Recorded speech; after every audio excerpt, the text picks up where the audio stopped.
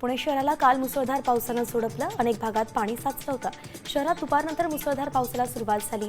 मुंढवा, खराडी, हडपसर, फुरसुंगी, कोंढवा, कात्रज, धनकवडी, आंबेगाव, नरे, बिबडेवाडी, सिंहगड रस्ता, कोथरूड, बावधन, औंध, बोपोडी आणि पाषाण या सगळ्या भागांमध्ये विजांच्या गडगडाटासह पाऊस झाला।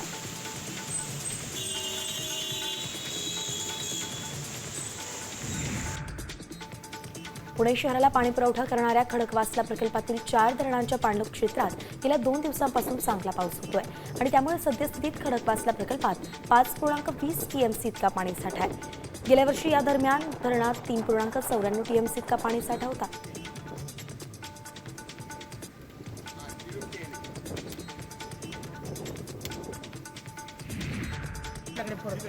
पिंपरी चिंचवडला काल संध्याकाळी मुसळधार पावसानं झोडपलं।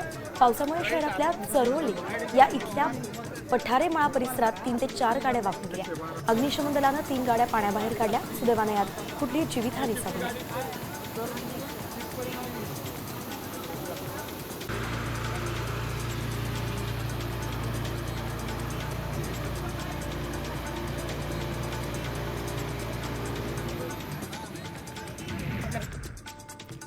अवकाळी पावसामुळे पुण्याच्या भोर तालुक्यात उन्हाळी बागायती पिकांचं नुकसान झालंय। शेतकऱ्यांना अंदाजे 21 लाख रुपयांची नुकसान भरपाई मिळण्याची अपेक्षा आहे। नुकसानीमध्ये भुईमूग पिकाचं सर्वाधिक नुकसान आहे।